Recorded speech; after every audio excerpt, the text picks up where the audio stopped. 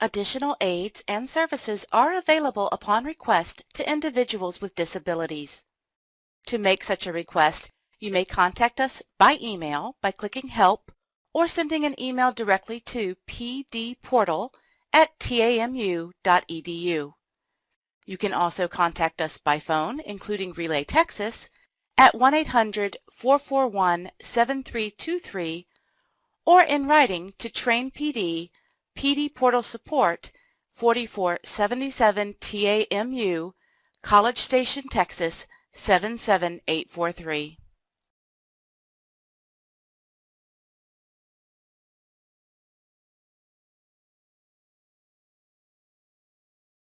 Amy, take it away. Wonderful, thank you. Welcome everybody to the Administrator Leadership Excellence Academy. We're thrilled to be here and be kicking off our time together. I wanted to say thank you to the Texas Workforce Commission and Beth Ponder at Train PD and Lori Slayton. And Beth, I don't know if you want to say a few words of welcome to our group. Just very quickly, hi everybody, this is Beth Ponder at TCAL, and we're just so excited to be able to have another cohort of the ALEA this year. We've made some great adjustments to the content, and I'm just very excited. I want to make sure to recognize the rest of my team here at Train PD, Olga Escamilla and Robin Booth, who are the magic behind the curtain that helps make all of this possible, and then the support of Lori Slayton, who is our team member at the Texas Workforce Commission and kind of a guiding force in this work. And so we're just really excited, and let's get started. Great. Thank you, Beth. And again, thanks to the team at TWC and Train PD for making all this happen. I'm Amy Dalsimer. I'm a Senior Technical Assistance Consultant with the American Institutes for Research, and I'm going to be facilitating our academy along with my colleague, Sudie Whalen. Just to give you a little bit about who I am and where I come from, before joining AIR about a year and a half ago, I had a long career in adult ed. I started as a teacher and then became ultimately the executive director of a very large adult education program at LaGuardia Community College in New York City. And now in my role at AIR, I provide training and professional development, and I had the really great fortune and honor to work on both the Texas Standards 2.0 project and also to lead the Leadership Excellence Academy last year in our pilot year, and I'm really happy to be back. And I'm going to ask Sudie to say a word about who she is. Good morning. I'm Sudie Whalen. I'm a technical assistance consultant with American Institutes for Research. I come from a career tech ed background, and I was formerly the teacher for a career tech ed department in adult ed school. Since I've been with AIR, and before starting with AIR, when I was consulting with AIR, my primary focuses have been team building and collaboration, career technical education, and integrated education and training. And so my lens for this academy comes from the instructor standpoint and looking at what type of support instructors need and how we can help them. I worked on the Instructional Leadership Excellence Academy last year. It was loads of fun, an amazing group of teachers, and I'm really excited to get to work with the administrators and instructors again this year. And from what I understand, you guys are also an amazing group of administrators and leaders, so we're really excited to be working with you guys this year. Great. Thanks, Sudie. So what is the Administrator Leadership Excellence Academy, or I like to call it ALEA? And what are our goals for our time together? And just our kind of broadest goal is to really help you to identify and apply concepts in leadership development, including from a framework, the Baldrige Excellence Framework, which we're going to learn more about and have an introduction to today. Over the course of our time together, you're going to be identifying opportunities for program improvement based upon your own self-assessment as a leader and also your program data. And you're going to be building skills to lead and support a program improvement initiative. And we're going to talk more about what that project improvement initiative is today. So we'd love to hear who's in the room with us. So if you could go ahead and introduce yourself in the chat box now and include your name, your agency, what your role is, and tell us a little bit about why you applied for ALEA and what interests you or what your goals are for the Academy. I'm going to give everybody a minute to post in the chat pod.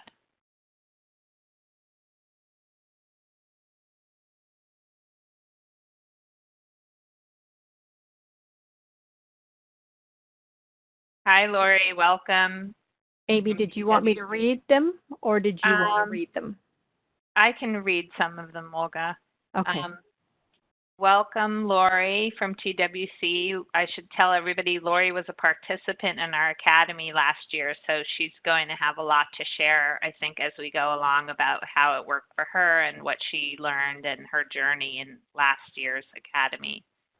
Welcome, Shanice. I hope I'm saying that right, from Dallas Community College. Angela and Taylor from Region 6, welcome.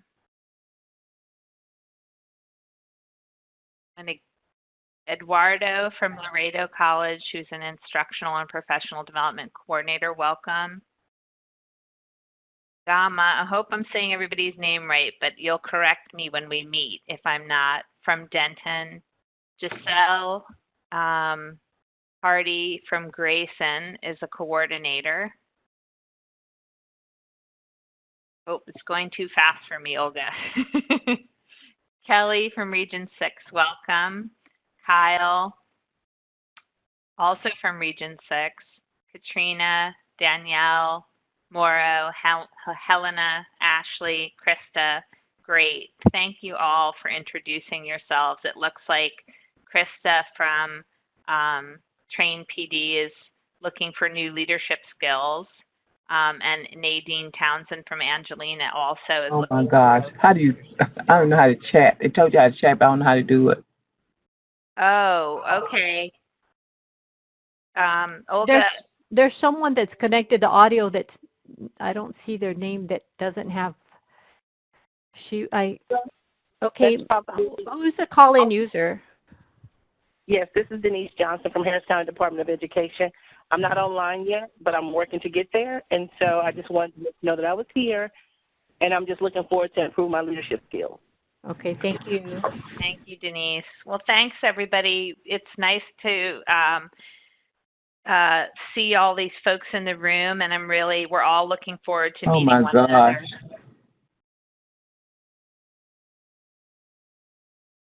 Okay, so let me tell you a little bit about who's in our Academy. We have 26 participants.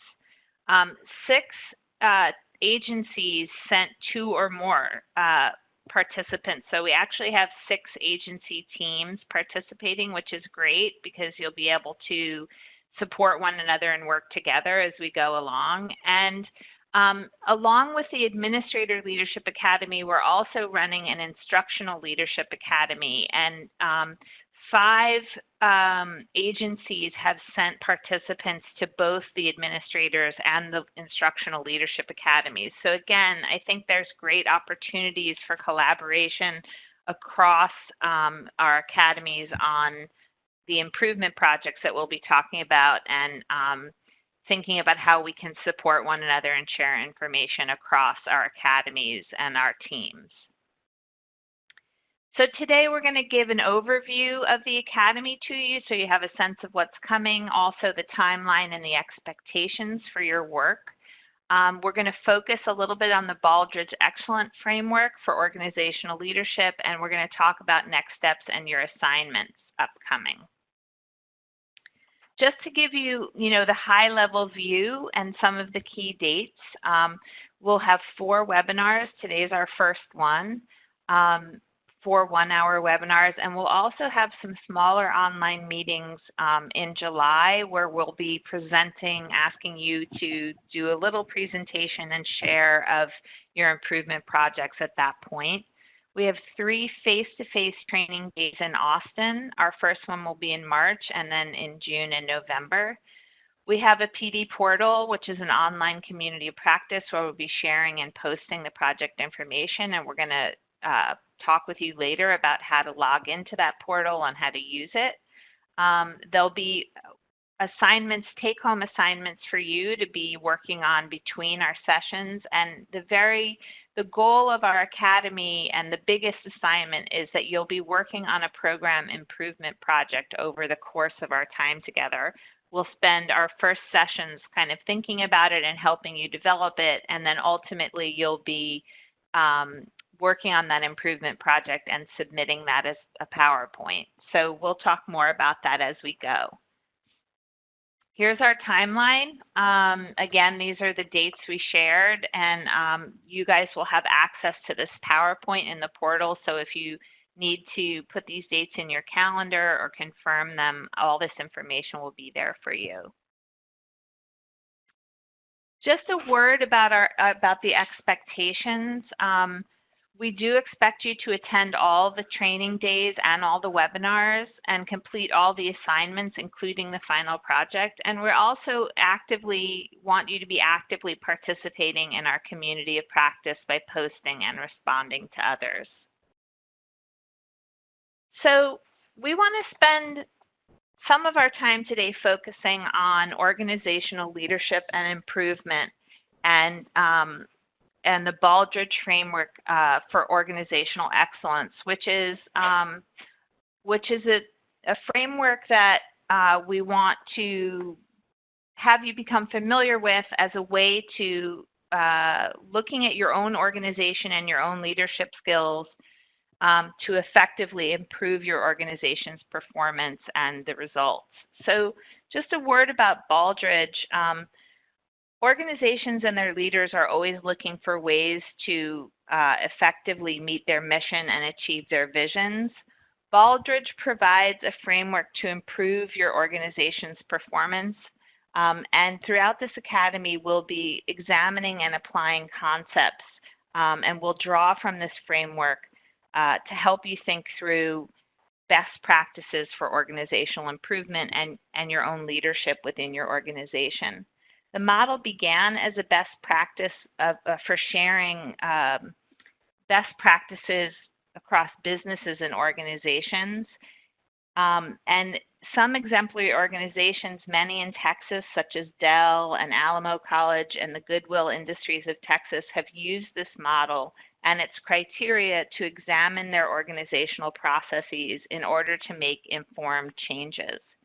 The method gives us a comprehensive and systemic framework for learning and gaining skills in a leadership methodology and organizational improvement that has really been proven over the last 30 years in all types of organizations.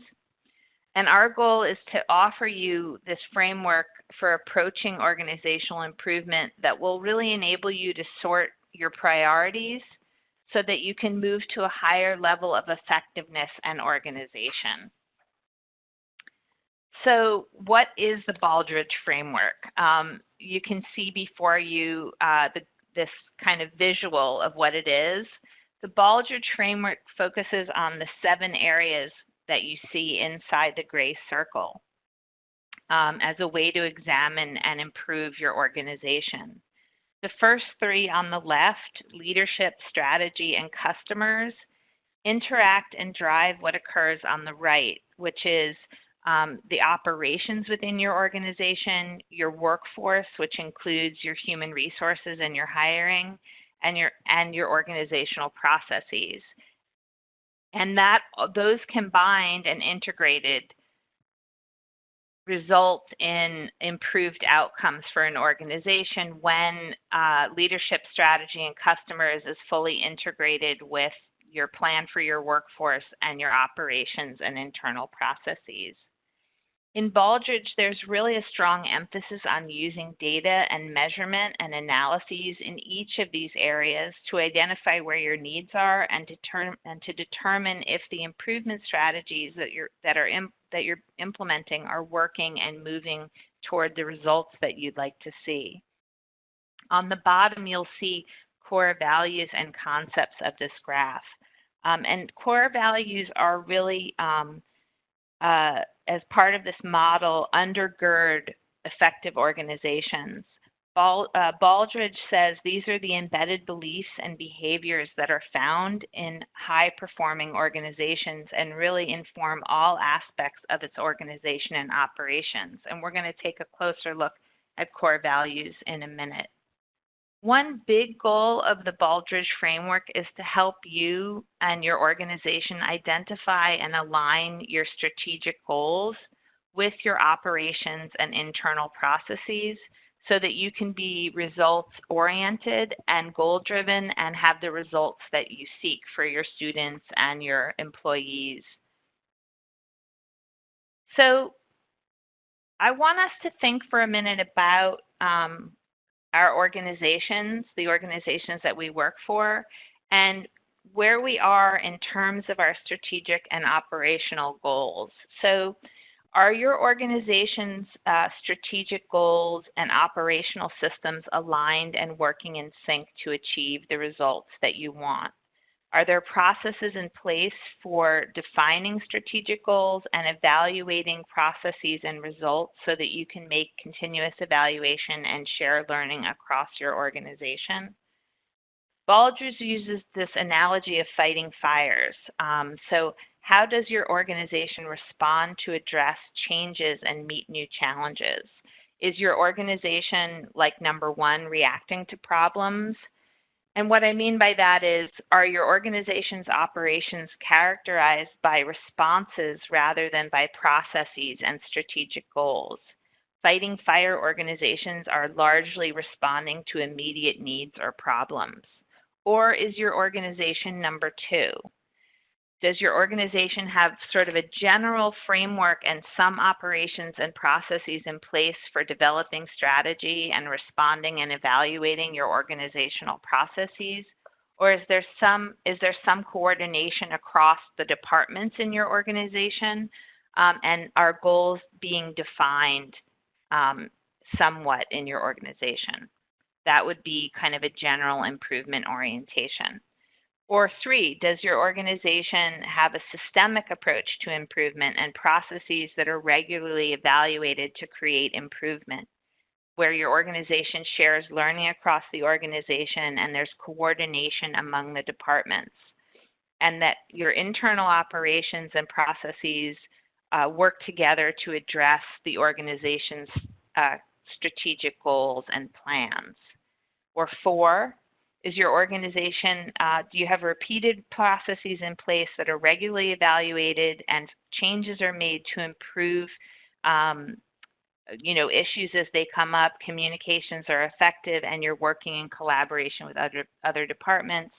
Or five, if you're, if you're kind of working really well and not kind of reacting and fighting those fires, you have systems and processes in place that align to your strategic goals, that your organization uses data regularly in an ongoing way to collaborate and create effective processes and innovate to address any issues that are coming up.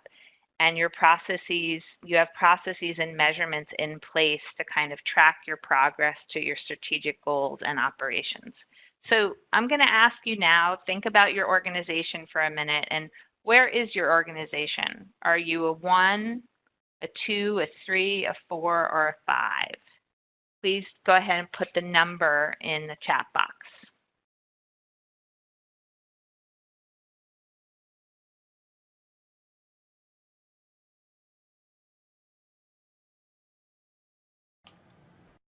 Okay, we have some responses coming in. Cynthia Finnegan says 2. Mauro says 3, 4. Laura Greer says 3. Ashley says 3.5. And Krista says 2.5. Great. I like all the 0.5s. So I see a lot of folks are saying, 3, some 2.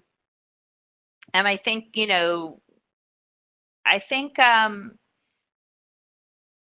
the goal obviously is to strive to become a 5, an organization that has built-in processes for analyzing how they're doing, for supporting communication across departments and encouraging innovation. I think, you know, there are probably very few organizations that are 5s, but it's definitely a goal to strive for. So thank you guys for kind of thinking about that and sharing with us.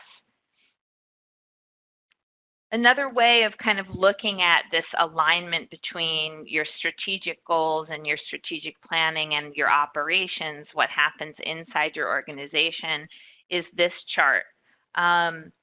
Baldrige will say that, you know, these are the stages of high-performing and effective organizations, or sometimes they call them maturing organizations. And here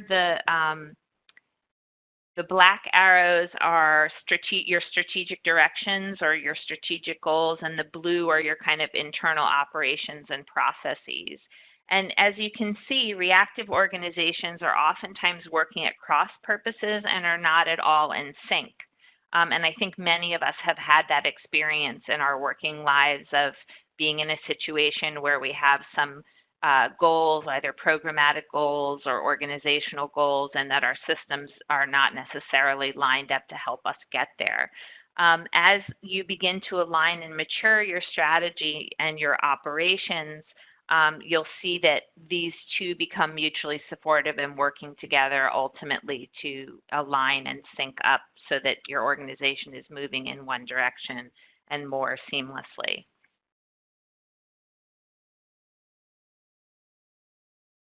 So part of what Baldrige says about kind of moving to that level 5 organization where you have your systems and your strategy working together and all your departments working in tandem and supporting one another and having a process for evaluating how you're doing and learning from it and sharing it across your organization, is this foundation of these 11 core values and concepts. These are the embedded beliefs and behaviors that are found in high-performing organizations and really inform kind of all aspects of the work that we do, whether it's strategic planning or leading or designing our processes and procedures internally. So just a brief word on these core values. I want to just give you a sense of what each of these mean, and then I'm going to ask you to think about which are the ones that your organization does well. And there may be several that your organization does well. So number one, a systems perspective really means that your organization is managing all the components of that organization as a unified whole to achieve your goals, that there's a broader perspective on the organization and that the management of it helps everything work in a unified way.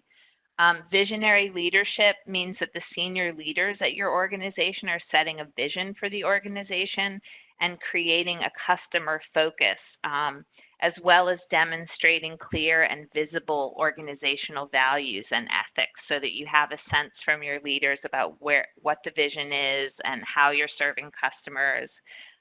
Customer-focused excellence is just that your customers are your ultimate judges and their success and experience is valued and considered.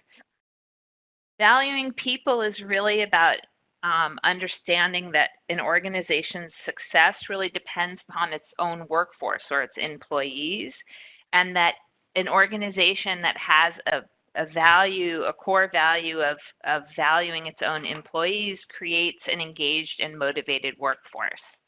Organizational learning and agility basically means the capacity to respond in an ever-changing world so that your organization is flexible and values kind of learning and innovation to create, to solve problems and to create new strategies.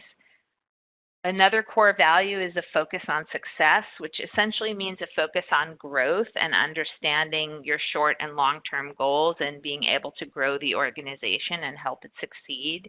Managing for innovation means making changes to improve your services and kind of having a value within your organization of welcoming new ideas and problem-solving strategies.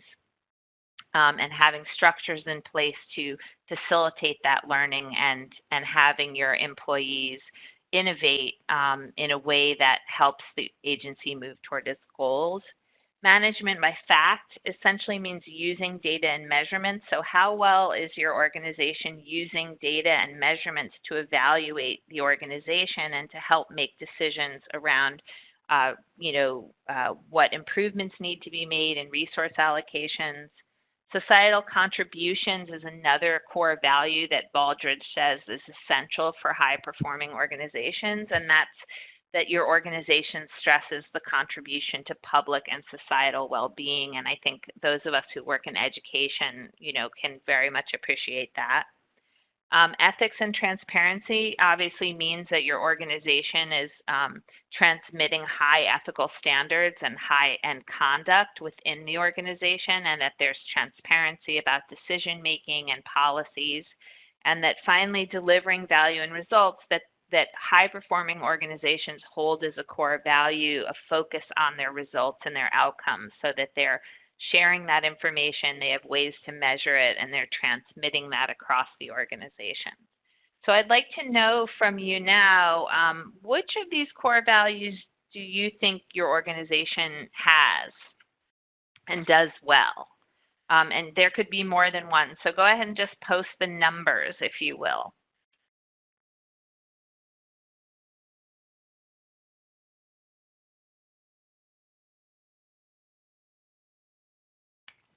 We have a few responses already. We have Kelly Carnline says 10, 8, 2, 5, 6, and 9. Katarina says 2, 3, 4, 6, 10, and 11. Ashley 1, 3, 8, 9, and 11. So several people have various. Laura Greer says, just one moment, it's going very fast, like you said. 3, 4, 10, and 11. Gamaliel says 3, 5, 8, and 10. Danae 6 and 8. Shanice 2, 3, 5, 6, 7, 11. Ooh, so there's some people who really know their core values here. Yeah, I see a lot of 11s, so delivering value and results. I also see a number of 8s, which is management by fact, so that you are working for organizations that are using data and measures to kind of make decisions, which is terrific, and something that we're going to be doing in our work in the academy, so that's wonderful. A lot of you feel, it looks like that your organizations have a lot of these core values, so that's wonderful, and that's great, because Baldrige sort of feels like these are the bedrock of high-performing organizations. So thank you guys for sharing. We're going to look more at core values when we come together in person at our face-to-face training. So let's look at some of the key Baldrige categories that are needed as you examine an organization's performance and kind of move to a more high-performing learning organization. Leadership, and kind of a main focus of our academy, obviously, is on kind of looking at what are the important actions or best practices that leaders take to communicate an organization's mission and vision and work effectively with staff. And we're going to be asking you for homework to take this Are We Making Progress as Leaders self-assessment survey, and kind of look and think about the categories in this survey as a way of beginning to think about, what are the areas for my own improvement as a leader, but also what are the needs within my organization that I can focus on for my program improvement project that we'll be asking you to do. So in the leadership category, Baldrige says that these practices in front of you, our workforce knows our organization's mission and what we're trying to accomplish. Our workforce knows our organization's vision and where we're trying to go. That the leadership team is ethical and demonstrates its organization's values. That it creates a work environment that helps employees do their job. That the leadership team shares information about organizations, and that the leadership team asks employees what they think. That these are critical aspects of what leadership does in a high-performing organization. So what I'd like to ask us to do right now is think about how specifically this might work in an adult ed context. So I have a scenario I'm going to read to you. At Maplewood Adult Education, there's been a shift in the goals and outcomes for our adult students with an increased emphasis on moving students to and through post-secondary education and into careers. While some instructors have adopted new college and career-ready teaching approaches and strategies, many are still doing things the old way. How can we support the uptake of this new vision with all staff? So how can the leadership at Maplewood Adult Ed help all the staff kind of adopt this new vision and new direction that they're taking? How would you go about, as a leader in your organization, ensuring that the staff understand and adopt and work toward this shared mission? I'm going to give you guys a minute to think about how, as a leader, you might help your staff move to a new vision and adopt this work.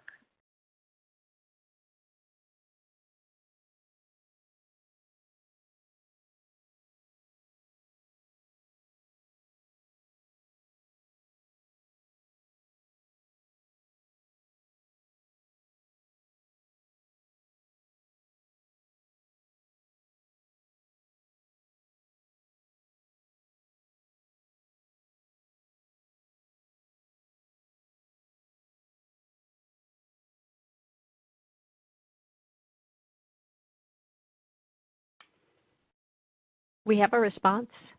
Great. Gamaliel says, explain the reason that led to the new change. Joyce Kendrick says, start the conversation early, ask for staff input, and show them the value of change. Great. Nadine says, be an example first of all, and then train them how to do it. Denise says, develop a plan to include college and career readiness activities into all classes, scaffold the learning from the beginning. Laura says, what does Laura say? I think part of it is asking the staff how you can support them, helping staff adopt a new vision and work towards a shared mission isn't going to look the same for each staff member. Be willing to be flexible in how you support your staff. Great. True. I like that many of you are talking about kind of first being transparent about why this change, where it's coming from, kind of being sure that you communicate information across the organization and the whys. And a lot of you are also talking about including some kind of professional development and being able to give people the tools that they need to make the change. And also asking what employees need and what they think and soliciting that. So that's terrific. And that's a lot of like what we looked at in terms of what Baldrige is saying leaders need to do in order to help their staff and make the organizational changes and improvements that are needed. So I really appreciate all your comments. So let's take another look at another area where I kind of want to introduce you to each of these areas a little bit, and then we'll dig more deeply as we go along in our academy into Baldrige and some of these strategies. So strategic planning is a key aspect of effective organizations, and some of the practices that Baldrige points out that are important in this area are that the leadership team plans for the future and solicits or asks employees for their ideas, that they encourage innovation, that employees know the parts of the organization's plan that will affect them and their work, so their employees are well aware of what's happening and how that relates to their role in the organization, that employees know how to tell if they're making progress, so that it's important to know that you're getting feedback on how we're doing and how we're contributing to that, and that organizations are flexible and able to make changes quickly when needed. So these are all part of kind of strategic thinking and directions and implementing strategy. So again, I'm going to ask you to do the same thing. We're going to look at a case scenario from Maplewood Adult Ed. So to improve student retention and progress, Maplewood Adult Ed is moving to the strategy of a managed enrollment model. This is a big shift in how and when students will be placed in classes, how instruction is delivered, and all pre and post assessment activities. This change will impact how work gets done on every level of the organization, from recruitment and intake to advisement, data collection, and instructional delivery. How can we make sure the staff understands these changes and specifically how it will affect their work? So as a leader, how would you strategically plan to address this and help staff understand their roles and new work responsibilities and the processes associated with them?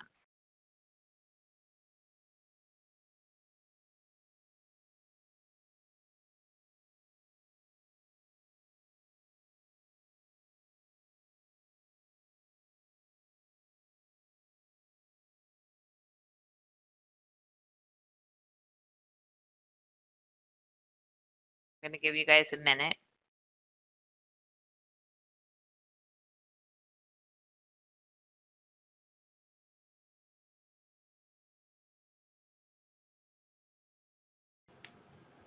Okay, we have Gamaliel says training and meetings with each department to explain their role. Mariela says inviting them to participate in the process. Danae says we would first need to have a clear understanding of the changes ourselves. Katarina says 5 best practices and share with staff. Ensure training of the new processes and implement the changes in phases. Wrap up with feedback on how the change in the process improved and or impacted the data. Do you want me to continue reading? Joyce Kendrick. I would start with staff meeting with everyone in attendance and fully understand the changes and also ask for their input. Great, great. So again, I mean, I really appreciate many of you are saying, you know, that you would have input and make sure that they understood the why to get the buy-in, and also have an opportunity to share their ideas about the changes and sort of how they would do it. That you would convene groups, you know, different groups, and make sure that there was clear communication across those groups. So, and continuous conversation. I appreciate that Danielle says continuous conversations that address the roles and new work responsibilities and also revisit the importance of the change. So I really appreciate that, Danielle, because just because we have one meeting, we all know that that doesn't necessarily always result in seamless implementation, or that there's going to be issues that come up along the way that need to be solved as the change is taking place. Great, thanks, guys. And so the last area that I want to look at as part of Baldrige today is about customers. And, you know, customers is sort of an interesting terminology for those of us in education, because I think most often we think about our customers as students. But in the case of Baldrige, thinking about customers is really thinking about not just our students, but also other people we serve in the communities and our partners. So it could be local employers, it could be our post-secondary partners, anybody that has a stake or is a stakeholder in the adult ed system and is part of the work that we need to do. So Baldrige says that employees need to know who their most important customers are. That employees regularly ask for what their customers want and need. So that could be in the case of asking what our students want and need, but also what our partners in the community need from us as adult educators. Employees ask if their customers are satisfied or dissatisfied, so that high-performing organizations are always checking in to say, how are we doing, and getting that feedback. Employees are allowed to make some decisions to satisfy their customers, so that, you know, being able to problem solve and troubleshoot as things come up is important as far as having a customer orientation. And then employees also know who the most important customers are for the organization. So I'm going to ask, we're going to look at another scenario. Maplewood Adult Ed wants to collect more information from local employers about their needs to inform program curriculum development and build stronger local career linkages. They've never reached out to employers before and are not sure where to start. As a leader, how would you lead the staff to design and implement an approach to regularly gathering feedback from employers who are our end customers in this case, or, you know, the folks who are employing our students when they complete?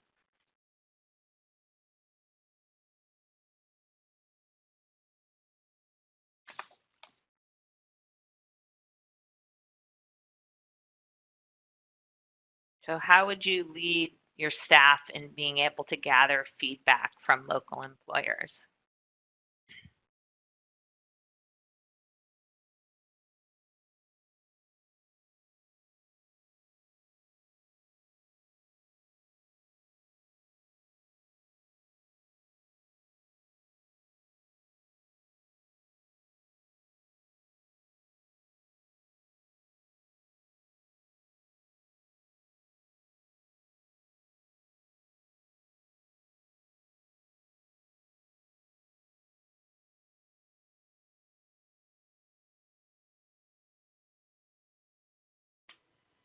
Okay, Denise Johnson says hosting meetings as well as surveys. Great. So Denise, I'm thinking you mean inviting some employers in to get their feedback as well as surveying them. So that's great.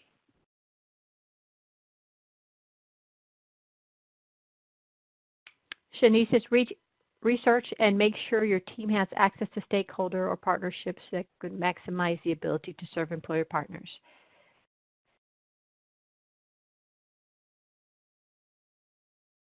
Mauro says you could start with a meeting with local chambers to see what needs employers are having, and then set up individual meetings or a joint meeting to explain your need for information. Krista says work with the local Texas Workforce Commission Board and maybe have some professional development. Kelly, Carly, and Kyle say have one point of contact to be the lead who interacts with the employers. Very good. Great.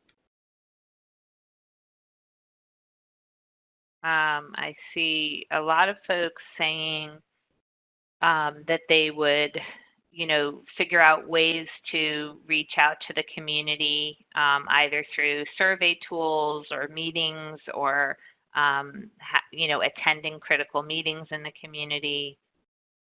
I like this idea. I'm going to, Danae, I'm not saying your name right, I'm sure, but I really like the idea about inviting the staff to a brainstorm ideas on how to interact with the end customers. So again, that idea of kind of getting their buy-in and their ideas on how to do it. And also Laura is saying start with the program leadership, reaching out to local employers and initiating the relationship, but holding meetings, but letting the teachers take over time of these relationships or involving the teachers. Okay, thank you, Andre. I'm going to call you Andre. Thank you. So great, thanks. You guys have some great ideas on how you can kind of get the information you need or solicit the information from your customers and kind of help your staff figure out why that's important and the ways that they might do it. So thank you all very much. That was just a kind of a quick overview and introduction to some of the Baldrige framework and the ways that we're going to be asking you to assess and think about your own organization and your own leadership skills and areas that you might want to develop for your improvement project over the course of the academy. So I want to talk a little bit about, or I want to actually ask my colleague Sudi to talk to you a little bit about our online community of practice and not just how to access it, but kind of why it's important and what we'll be doing in there. So Sudi, welcome. Thank you, Amy. Hi, everyone again. So yeah, I do want to take a few moments just to talk about our online community of practice. Amy, can you go to the next slide for me? Thank you. So we don't want this just to be a place where we just turn in assignments and that's all. We want it to actually be a real community of practice. A community of practice is basically just a group of people who share a common concern of practice, and they work together to lean towards solutions and interact regularly and help and support one another to achieve sometimes a common goal. Sometimes you have differing goals, but they're usually somehow related.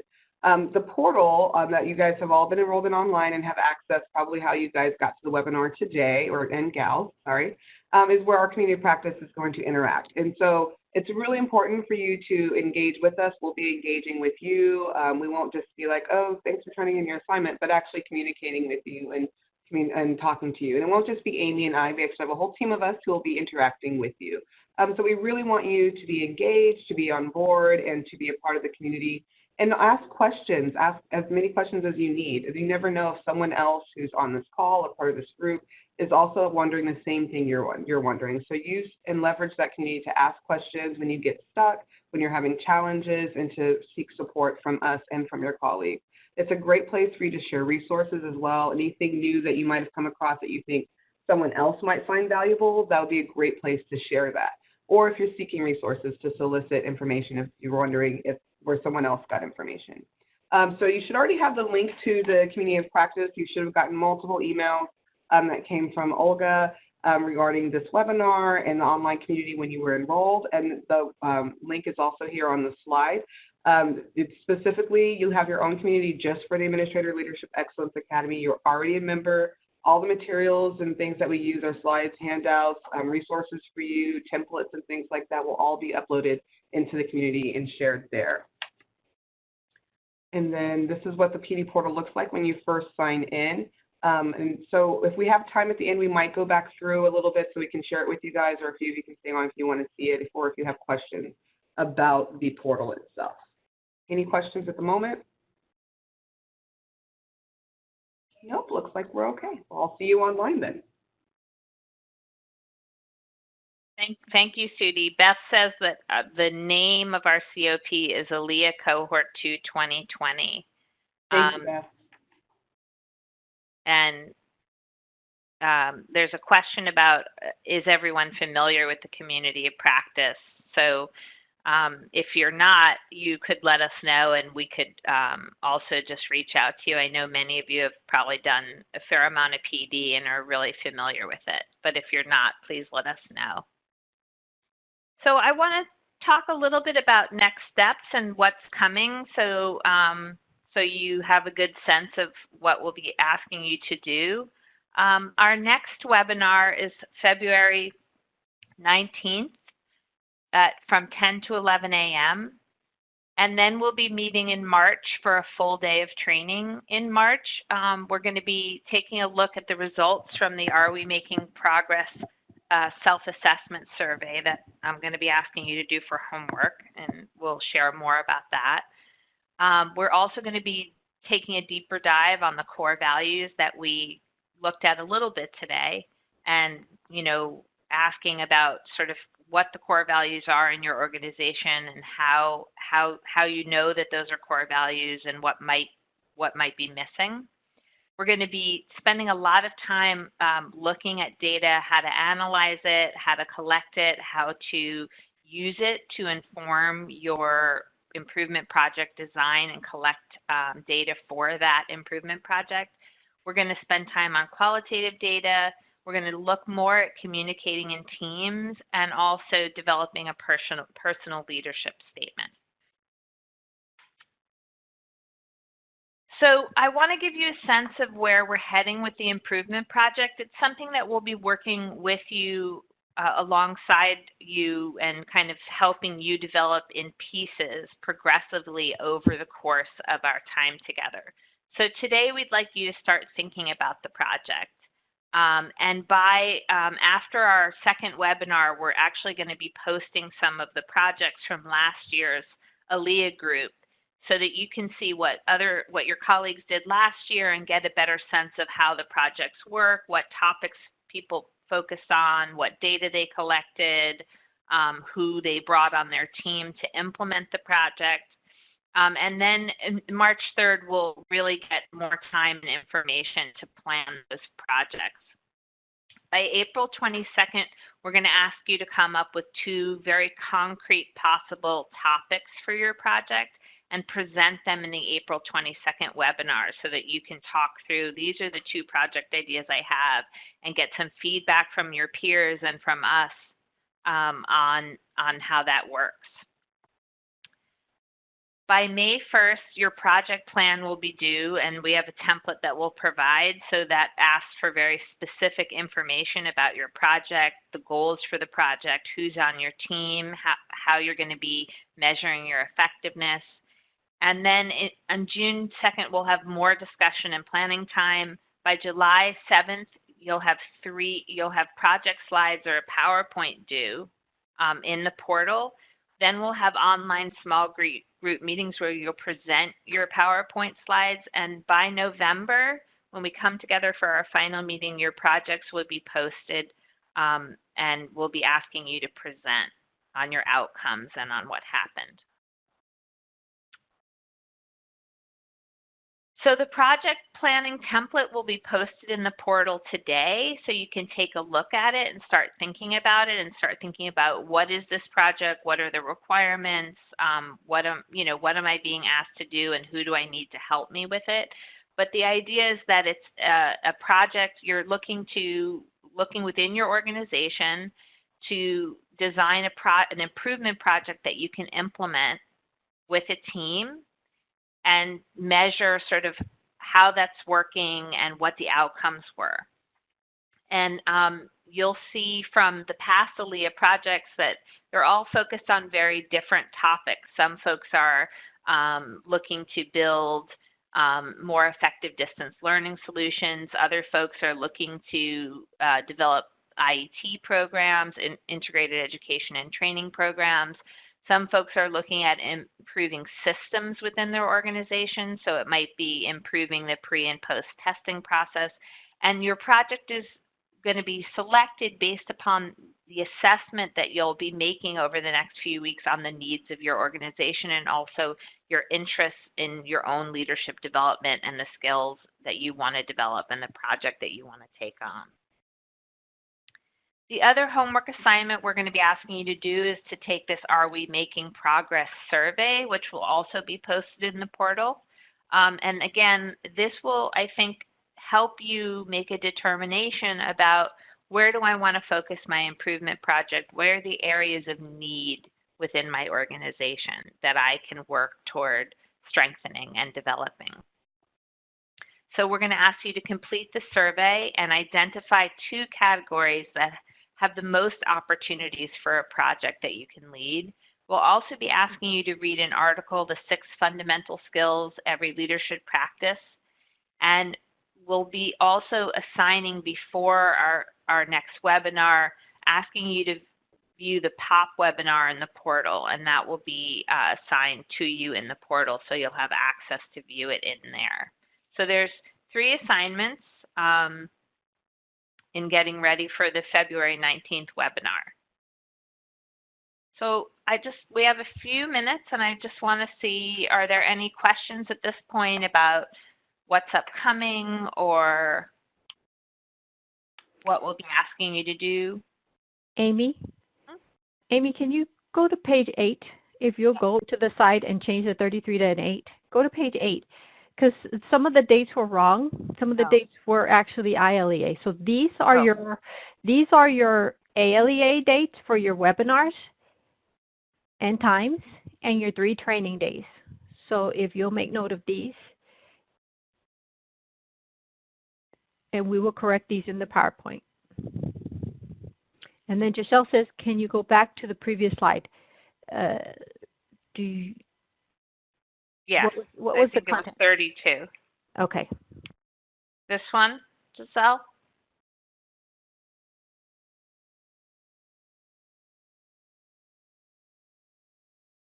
And all of this, all of your assignments will be posted with the links that you need to the survey and to the reading and to the POP webinar in the portal. So these will be easy to access and clearly marked in the portal for you. And you can also always reach out to one of us if you have any questions, of course.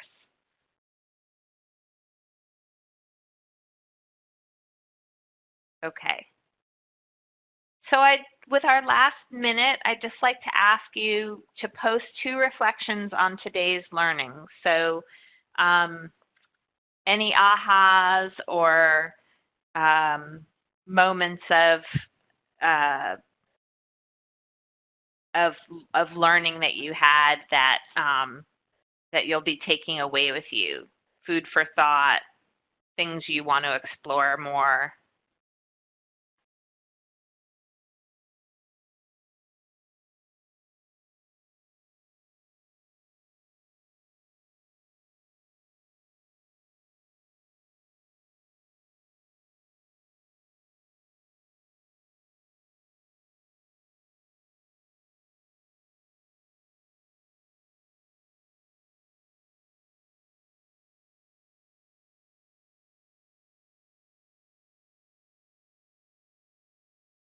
Okay, there's some responses coming in.